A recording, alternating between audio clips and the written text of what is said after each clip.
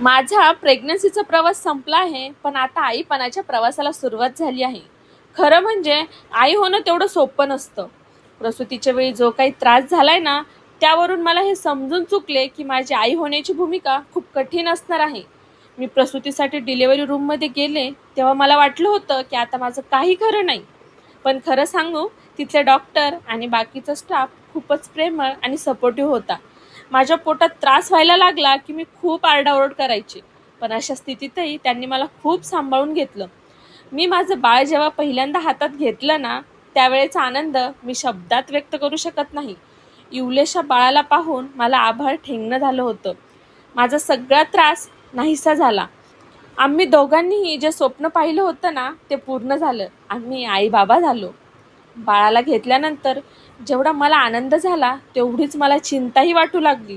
कारण की मी आई तर झाले, पण माझ्याकडून एकटीने बाळाला सांभाळणं होईल का?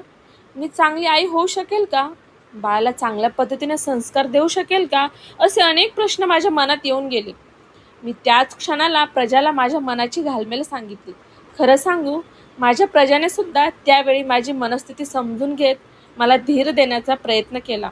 आपण बाळाला आनंदाने वाढवायचं, जास्त टेन्शनही घ्यायचं नाही आणि जास्त त्रासही करून घ्यायचा नाही, असं थोडक्यात पण अगदी योग्य पद्धतीने आमचा संवाद झाला. त्यामुळे मला थोडंसं बळ आल्यासारखं वाटलं. आता सर्वांना जो प्रश्न पडलाय ना, त्याचे उत्तर देते. मला अनेक मेसेज आले की तुला मुलगा झाला आहे की मुलगी, ते सांग ना. खरं सांगू, एका आईला मुलगा झाला आहे की मुलगी याने काहीही फरक पडत नाही. पण आपला समाज असा आहे की प्रत्येकाला मुलगाच व्हावा असं वाटतं. अनेक मुलींना त्यांच्या सासरची मंडळी पहिला मुलगाच झाला पाहिजे असा दबाव टाकतात.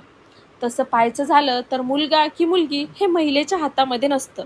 पण अनेकांना ते समजतच नाही. आमचं हे पहिलंच बाळ आहे. पहिले बाळ असल्यावर अनेकांना वाटते की आम्हाला मुलगा पाहिजे. पण खरं सांगू, आम्हा दोघांनाही पहिली मुलगीच हवी होती आणि आमची हीच इच्छा देवाने पूर्ण केली.